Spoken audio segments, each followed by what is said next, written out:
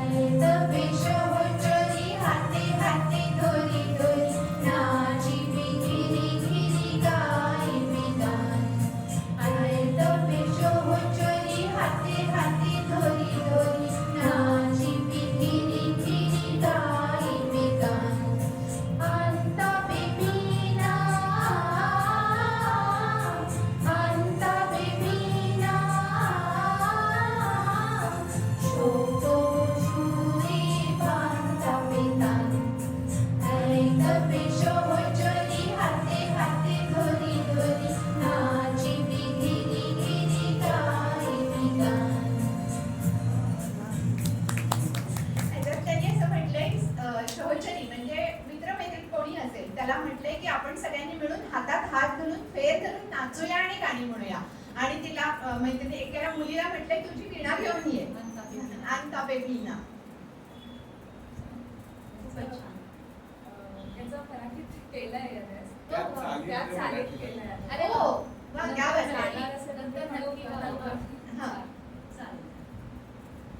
आता तुमच्या कथांच्या संदर्भात रवींद्रनाथांच्या कथा, स्वदेश आणि स्वभाषा यांच्यावर प्रेम करणारी ठाकूर मंडळी. ही ठाकूर मंडळी आपल्या वाड्यामध्ये साहित्य, संगीत, नाटक, वादचर्चा यांच्या सभा भरवत आणि त्यामध्ये स्त्रियांना मुक्त प्रवेश होता आणि त्या स्त्रियांचा सहभागही होता. रवींद्रनाथांची मोठी बहीण स्वर्णकुमारी देवी या शिक्षण, लेखन, समाजकार्य या क्षेत्रामध्ये अग्रेसर होत्या. आणि ठाकूर मंडळींनी सुरू केलेल्या प्रतिभा, साधना या मासिक पत्रिकांमध्ये स्वर्णकुमारी देवी संपादन करत असत. अशा या मोकळ्या आणि पोषक वातावरणात झालेली रवींद्रनाथांची जडणघडण निश्चितच समंजस आणि प्रत्येकाच्या स्वातंत्र्य समानतेचा गौरव करणारीच असणार. म्हणूनच रवींद्रनाथांचं लेखन सर्वसमावेशक, निष्पक्षपाती आणि डोळस झालं. आपली जमीनदारी सांभाळताना आजूबाजूचं जिवंत, प्राणवंत जीवन त्यांनी सूक्ष्मपणे समजून घेतलं आणि अत्यंत आत्मीयतेने आपल्या कथांमध्ये रेखाटलं. त्यांच्या कथा लेखनामुळे लघुकथा हा नवाच कथा प्रकार बंगाली साहित्यात उदयाला आला. त्यापूर्वी कादंबऱ्या, मोठ्या मोठ्या कादंबऱ्या अशाच होत्या, पण लघुकथा आधुनिक लघुकथांचे प्रवर्तक म्हणून रवींद्रनाथांना ओळखले जाते. हितवादी या पत्रिकेसाठी आणि साधना, प्रतिभा या मासिकांसाठी त्यांनी अनेक कथा लिहिल्या. बहुसंख्य कथा ग्रामीण, अशिक्षित, दरिद्री समाजाची हृदयंगम शब्दचित्रे रेखाटणाऱ्या आहेत. या कथांमुळे शहरी वाचकांना अज्ञात असा खरा ग्रामीण बंगाल दिसला आणि मानवतेची ओळख करून दिली, असं गंदे खानोलकर हे रवींद्रनाथांचे आत्मचरित्रकार यांनी लिहिलेलं आहे. तर स्त्रीची संपूर्ण उकल आजवर कोण्या कलाकाराला, लेखकाला, चित्रकाराला, कवीला, पुरुषाला झाली आहे का? स्त्रीबद्दल जितकं लिहिलं गेलंय, रेखाटलं गेलंय, ते खरंच त्या स्त्रीबद्दल सगळं सांगून जातं का? आणि मुळात स्त्रीला स्वतःला तरी ती स्वतः संपूर्ण अशी सापडते का? अशा प्रश्नाच्या उत्तरासाठी रवींद्रनाथांच्या कथा वाचाव्यात आणि स्त्रियांच्या अंतरंगातले अणुरेणू दृढगोचर होताना पाहावे. रवींद्रनाथांच्या कथांमधील नायिका या आपल्या परीनं जीव ओतून जगण्याचा, आपल्या अस्तित्वाचा अर्थ शोधण्याच्या प्रयत्नात दिसतात. त्यांना स्वतःचा आवाज आहे, बुद्धी आहे, मन देखील आहे. पारंपरिक रूढी, बंधनं पाळणारी स्त्री त्यांच्या कथांमध्ये दिसतेच, पण नीती, अनिती, नैतिकता, अनैतिकता या सगळ्यांच्या पलीकडे जाऊ बघणारी, आईपणाच्या, बायकोच्या, सुनेच्या भंपक चौकटींना छेद देणारी स्त्री ही यात दिसते. तशीच स्वतःची मतं असणारी आणि ते मांडण्याची हिंमत ठेवणारी, आयुष्य आपल्या अटींवर जगणारी आणि त्याची किंमत चुकती करण्याची तयारी ठेवणारी स्त्री ही या कथांमध्ये आपल्याला भेटते. अशा सर्वसामान्यातील वेगळ्या विचार करणाऱ्या स्त्रियांना आपण सुखाने जगू देतो का? हा प्रश्न रवींद्रनाथ त्यांच्या कथांमधून तळमळीने मांडतात आणि इतक्या वर्षानंतरही हे प्रश्न तसेच आहेत हे लक्षात येऊन आपण व्यथित होतो.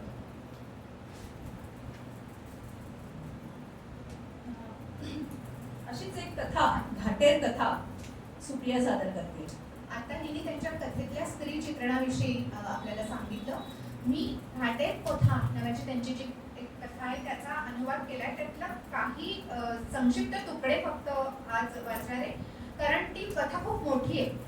त्यामुळे सगळी जवळजवळ 2-2.5 शब्दांची ती कथा आहे. आज मी त्यातले तुकडे फक्त करून ज्यातून तुम्हाला कथा समजेल असं एडिट करून ती वाचणार आहे. घाटाची कहाणी. घाट म्हणजे नदीचा जो घाट असतो तो बोलतोय. त्यांनी सांगितलेली ही कहाणी आहे. अशा ह्यांनी आता ऐका, तो घाट तुमच्याशी बोलतोय. पाषाणावर जर घडलेल्या घटना अंकित झाल्या असत्या तर कित्येक दिवस कितीतरी शब्द पायरी पायरीवर वाचता आले असते. मला अशाच एका दिवसाची कथा आठवते आहे. अनेक दिवस तुम्हाला सांगावं असं मनात येत आहे. ज्या मुलीची गोष्ट सांगतोय तिला इतर मुली कुसुम म्हणत असत. पाण्यावर जेव्हा कुसुमची छोटीशी सावली पडत असे तेव्हा माझ्या मनात एक इच्छा जागी होत असे की ही सावली धरून ठेवता आली, माझ्या पाषाणावर कायमची कोरून ठेवता आली तर किती छान होईल. ती जेव्हा माझ्या दगडी अंगावर पाय ठेवत असे, तिचे पैंजण वाजत असत, तेव्हा माझी शेवाळ गुल्म जणू पुलकित होऊन उठत असत. कुसुम खूप खेळत असे, गप्पा टप्पा करत असे किंवा थट्टा मस्करी करत असे असं नाही. पण आश्चर्य म्हणजे तिच्या इतक्या मैत्रिणी मी इतर कोणाच्याही नाही पाहिल्या. त्या तिच्यापासून दूर राहूच शकत नसत. जेव्हा बघावं तेव्हा कुसुम पाण्यात पाय सोडून बसलेली दिसे. तिचं पाण्यावर नितांत प्रेम होतं. काही दिवसांपासून कुसुमला पाहिलं नाही. ऐकलंय की तिला तिच्या सासरची माणसं घेऊन गेली. असंही ऐकलंय की जिथे तिला घेऊन गेले तिथे गंगा नाहीये. त्यात परत किती सारे नवे लोक, नवं घर, नवे रस्ते. नदीतल्या कमळाला जणू कोणीतरी तळ्यात लावायला उपटून घेऊन गेले. कालानुक्रमे मी कुसुमची गोष्ट एकदम विसरून गेलो होतो. घाटावरच्या मुली पण आता कुसुमबद्दल जास्त बोलत नसत. असाच एक दिवस संध्याकाळी खूप ओळखीच्या पायांचा स्पर्श झाला आणि मी चमकलो. मनात आलं हे कुसुमचेच पाय. तेच ते पाय, पण त्या पायात आता पैंजण वाजेना. कुसुमचे पाय आणि तिच्या पैंजणांचा स्पर्श मनावर इतका एकत्रितपणे ठसलाय की आज तो आवाज ऐकू न आल्यामुळे संध्याकाळचा पाण्याचा कल्लोळ कसा उदासवाणा वाटू लागलाय. कुसुम विधवा झाली. ऐकलंय की तिचा नवरा परप्रांतात नोकरी करत होता. ती केवळ 1-2 तास त्याला भेटली असेल. पत्रातून वैधव्याची बातमी मिळताच कपाळावरचं कुंकू पुसलेली, पायातले पैंजण उतरवलेली, फक्त 8 वर्षांची ती आता माहेरी गंगेपाशी परत आली. पण तिच्या मैत्रिणीही आता इथे फार राहिल्या नाहीये. कुसुम अगदीच एकाकी झालीये. ती दोन्ही गुडघ्यांवर डोकं ठेवून माझ्या पायऱ्यांवर गप्प बसून राहते. असेच दिवस गेले. पावसाळा सुरू झाला की गंगा जशी दिवसागणिक पाहता पाहता भरत जाते, कुसुम तशीच दिवसेंदिवस यौवनानं आणि सौंदर्यानं भरू लागली. पण तिचं मळकं वस्त्र, करुण चेहरा आणि शांत स्वभावामुळं तिच्या या यौवनभारावर जणू सावलीचं आच्छादन पसरलं होतं. ते यौवन, ते खुललेलं रूप साधारण नजरेला दिसत देखील नव्हतं. असं करता करता 10 वर्ष कशी निघून गेली गावातल्या लोकांना देखील कळलं नाही. तेव्हा असाच एक शरद ऋतूचा दिवस होता. जरा पळवतोय आम्ही कथा, कारण तुम्हाला ती त्याची कथावस्तू समजावी. त्याच दिवशी सकाळी कुठूनसे येऊन एका गोऱ्या कोणत्या सौम्य चेहऱ्याच्या धष्टपुष्ट अशा नव्या संन्याशानं माझ्या समोरच्या देवळात आश्रय घेतला. संन्याशाच्या येण्याची वार्ता अवघ्या गावात पसरली. या बाबा ठाकूराच्या दर्शनासाठी दिवसेंदिवस गर्दी वाढायला लागली. एक संन्यासी जो देखणा आहे, जो कोणालाही दुखवत नाही, लहान मुलांना मांडीवर बसवून घेतो, आयाबायांची रडणी कुडणी ऐकतो, विचारपूस करतो, थोडक्याच वेळात त्याचा खूप प्रभाव पडला. असेच अनेक महिने निघून गेले. चैत्र महिन्यात सूर्यग्रहणाच्या दिवशी खूप लोक गंगा स्नानाला आली.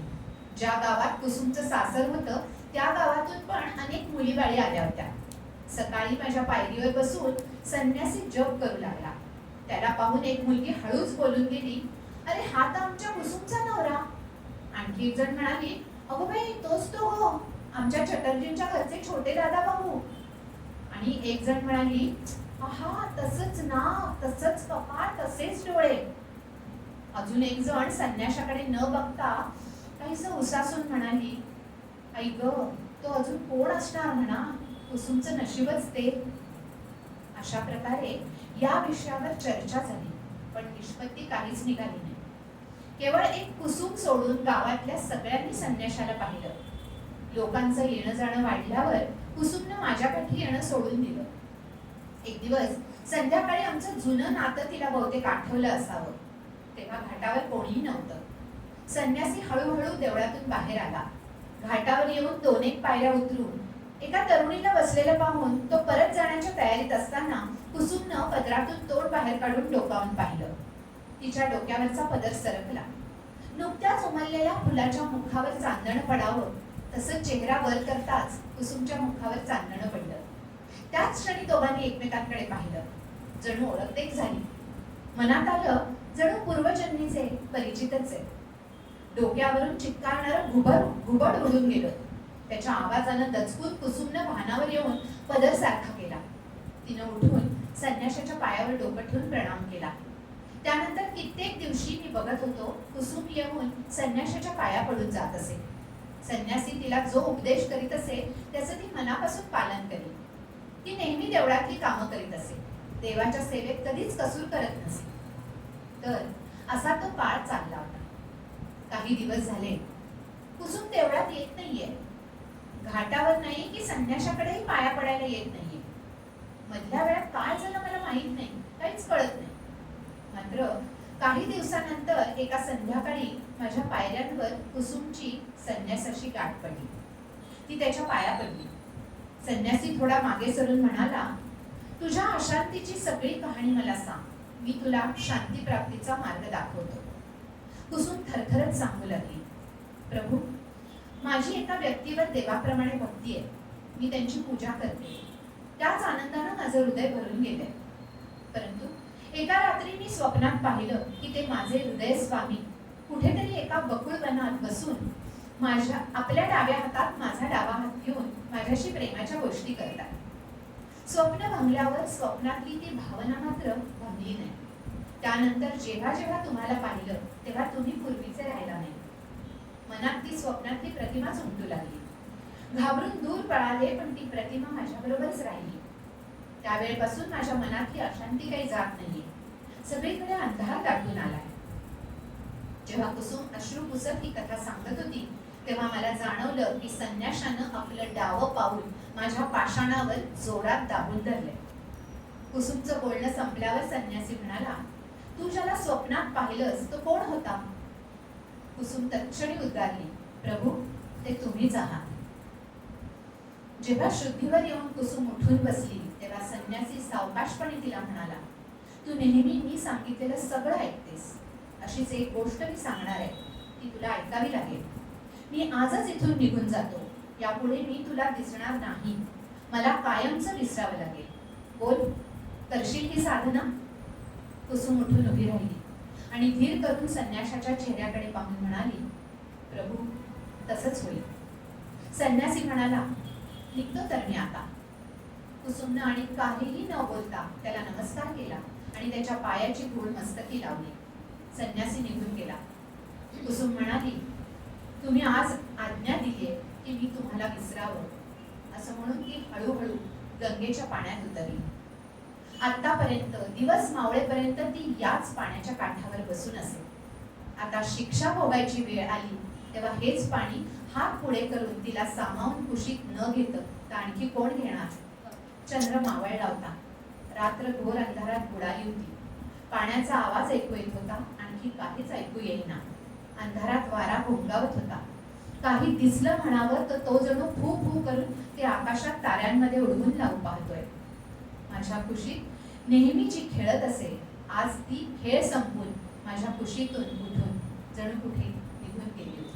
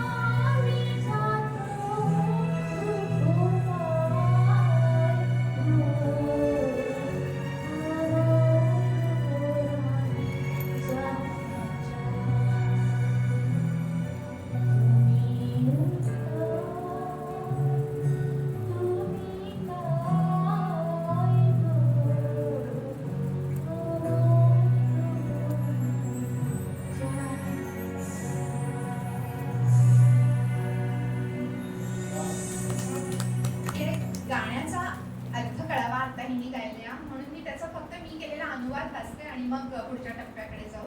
म्हणजे त्यातले जे भाव आहेत जे तुम्हाला सुरातून कळले ते ह्या शब्दांनी कळतील. अमारो परानो जहाजा, प्राणांना माझ्या ज्याची आस तोच तूच रे.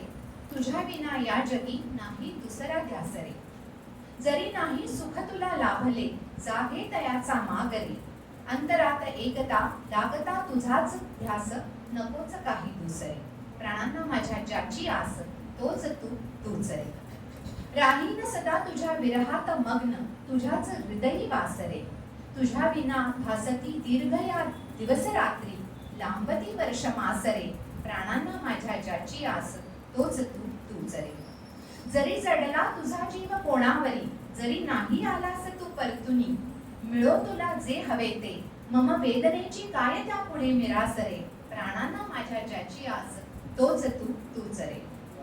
एवढे काय म्हणायचं खुले आणि उदात्त विचार आहेत. म्हणजे बांधून धरणारं प्रेम नाहीये, आपल्या प्रियतमाला मोकळं सोडून देणारं प्रेम आहे.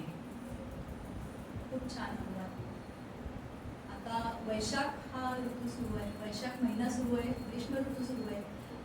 आपण या उन्हामुळे फार त्रासून गेलेलो आहोत, पण रवींद्रनाथ वैशाखाचंही खूप आनंदाने स्वागत करतात.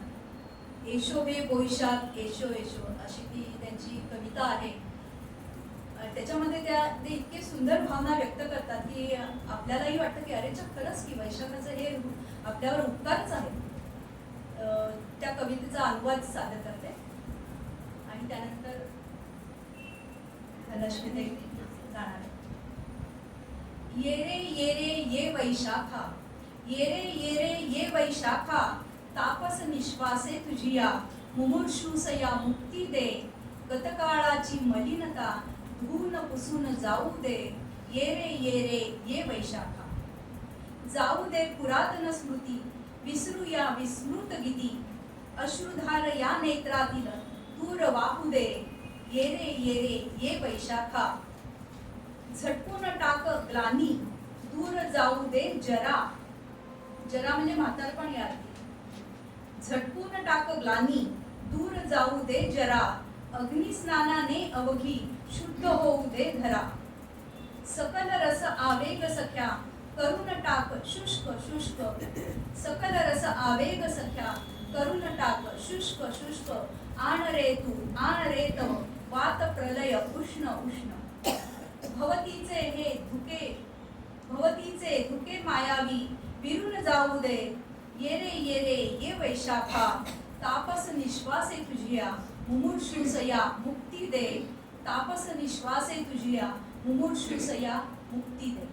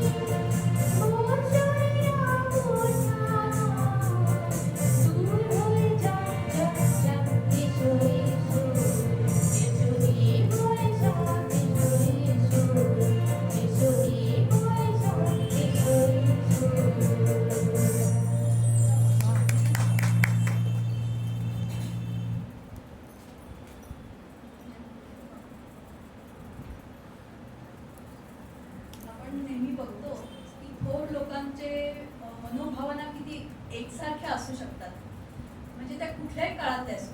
आता रवींद्रनाथ ज्या भावना व्यक्त करतात, जे माणसांच्या प्रती त्यांच्या ज्या सुखदुःखाच्या किंवा माणसांनी कसं वागावं, काय करावं, हे जे रवींद्रनाथ सांगतात तेच आपले मराठी कवी, थोर कवी गदिमा हेही सांगतात.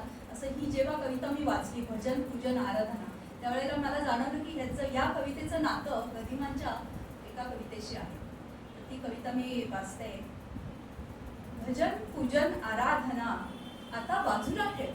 ते माणसांना सांगतात की जे अतिशय सारखं भजन पूजन करतात, देवाच्या मागे लागले, त्यांना कविगुरू सांगतायत, भजन पूजन आराधना आता बाजूला ठेव. बंद दाराच्या बाहेर मित्रा कसा असेल देव. बसला आहेस लपून एकटा साधनेला अंधारा. बसला आहेस लपून एकटा साधनेस अंधारी. उघडून डोळे पहा रे जरा, देव नाही गाभारी. तो आहे मातीमध्ये, तो आहे मातीमध्ये, जेथे पीक पिकवतो शेतकरी. दगड धोंडे फोडून कष्टे, घडवी रस्ते काम करी. उभा तिथे तो त्यांच्यामध्ये, हात माखुनी चिखलाने. उभा तिथे तो त्यांच्यामध्ये, हात माखुनी चिखलाने. उतर तुही मातीमध्ये, टाकून उंची आभूषण. मुक्ती मिळेल कुठे मुक्ती, हे तो शोधतोय, तो विचारतोय, मला मुक्ती हवी. तेव्हा कवी म्हणतायत, मुक्ती मिळेल कुठे मुक्ती. वेड्या शोधू नको मुक्ती, सर्वांसाठी बद्ध तोही विशालया धरतीवरती. ठेव बाजूला जपमाळ फुले, ठेव बाजूला जपमाळ फुले. मळू दे वस्त्र लागू दे धूळ. ठेव बाजूला जपमाळ फुले, मळू दे वस्त्र लागू दे धूळ. कर्म करत तू हो चिद्रूप, प्रभूला प्रिय रे ते स्वेद फूल. प्रभूला प्रिय ते स्वेद फूल. गदिमांचे श्रमिक हो घ्या हे, या गाण्याची मला नेहमी हे असताना आठवण होते. अशीच एक कविता रवींद्रनाथांचं, रवींद्र गीत म्हणूया, त्याचा अनुवाद वाचते, लगेच ते धनश्री सादर करेल. आपण हळूहळू शेवटच्या टप्प्याकडे आता जातो. तुम्ही रोबे निरोबे नावाचं खूप सुंदर रवींद्र गीत आहे, जे रवींद्र संगीत ऐकतात त्यांचं ते नक्कीच आवडीचं असेल. तू राहशील निरंतर माझ्या हृदयात, गहन गुप्त पौर्णिमेच्या रात्री समान. माझा यौवन बहर, माझं अवघ विश्व भारून टाकशील तू मला गौरवाने, मध्यरात्री समान. तुझे करून एकाकी डोळे सदा जागे राहतील, तुझ्या पदराची सावली मला वेढून राहील, मध्यरात्री समान. माझ्या दुःख वेदना माझे स्वप्नरंजन तू सुवासानं भरून टाकशील, मध्यरात्री समान. तू राहशील निरंतर माझ्या हृदयात, गहन गुप्त पौर्णिमेच्या रात्री समान. तुम्ही रोबे निरोबे. ऐकूया.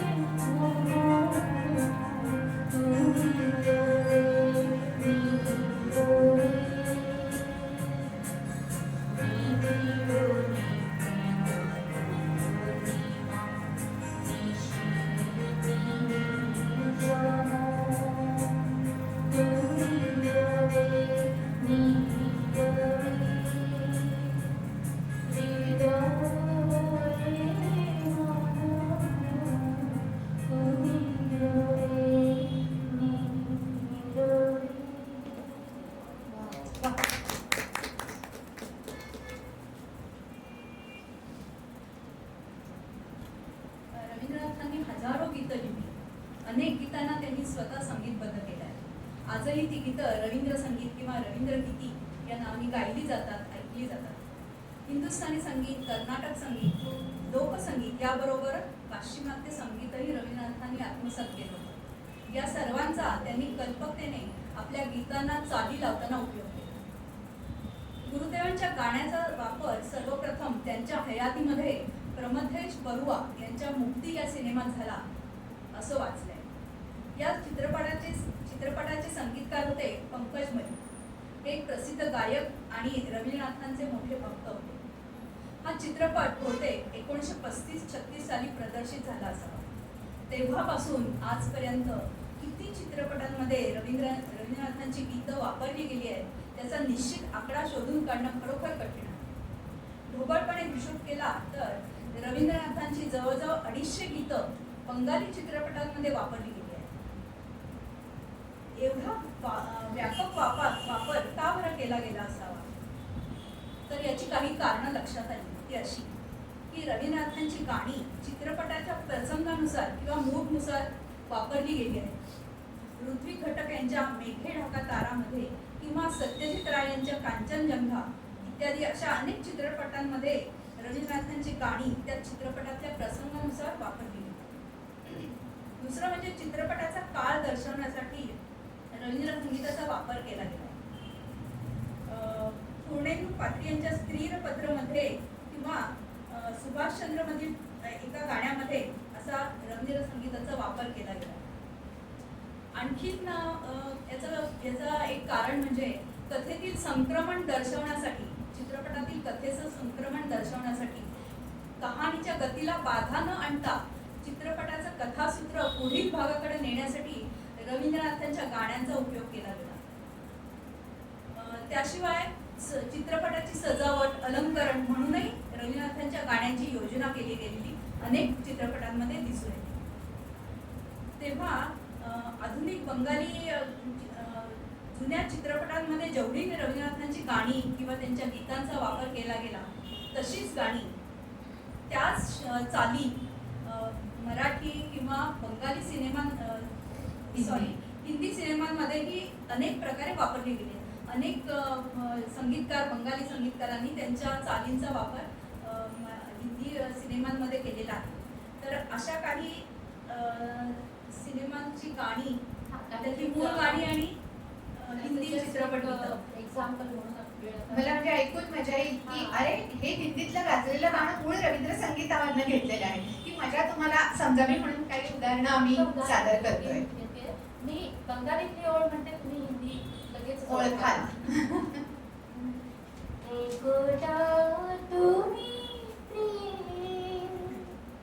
कुठलं असेल?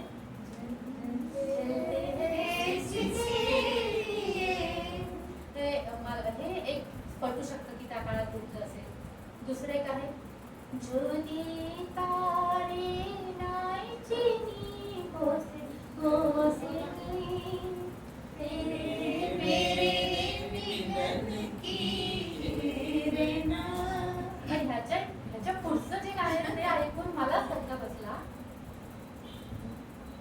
তোমার পুরুষরু আমার पुरुषारा छूकर मेरे मन को. आता रिसेंटलीचा पिक्चर आहे तसं आम्ही कॉलेजमध्ये असताना अमिताभचा.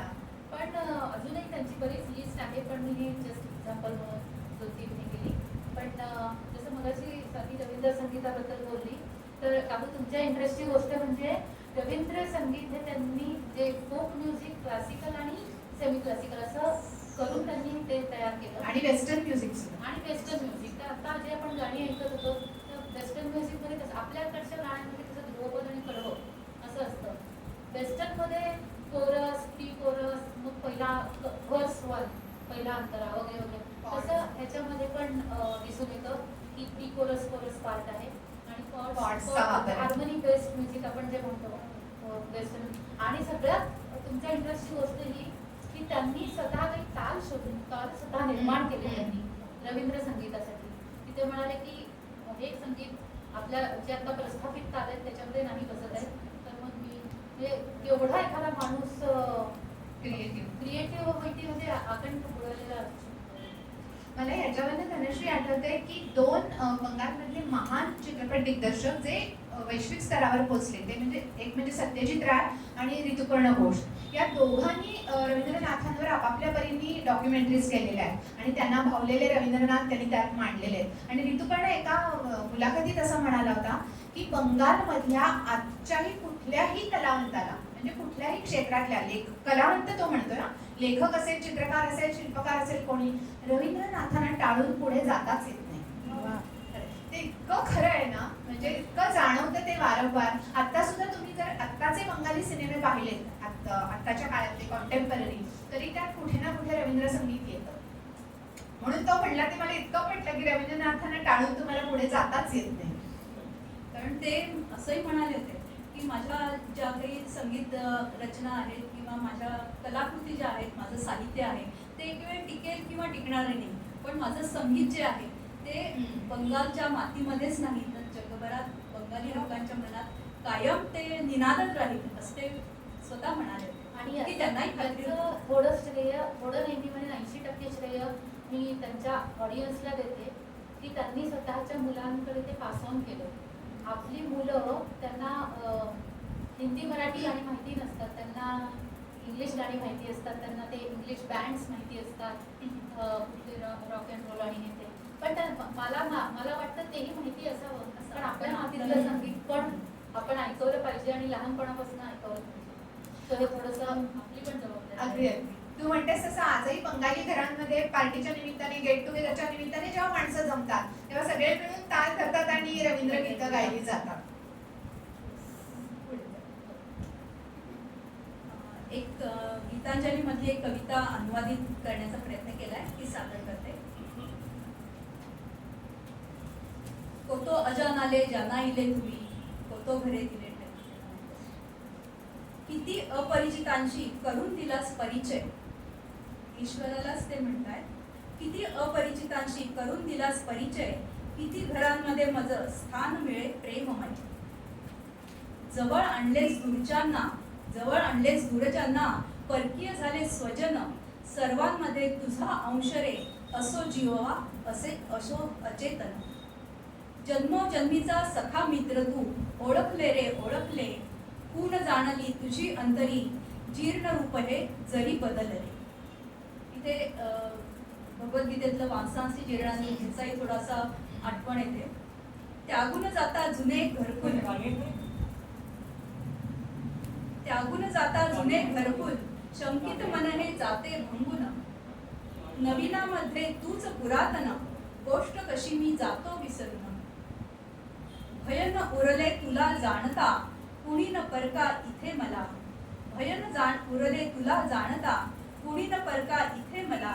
ना कुठे मज्जाव कुणाचा, पेहराव माझा जरी बदलला. पुसोन तुझी ओळख कधी, गृहस्वामी तू घराघराचा.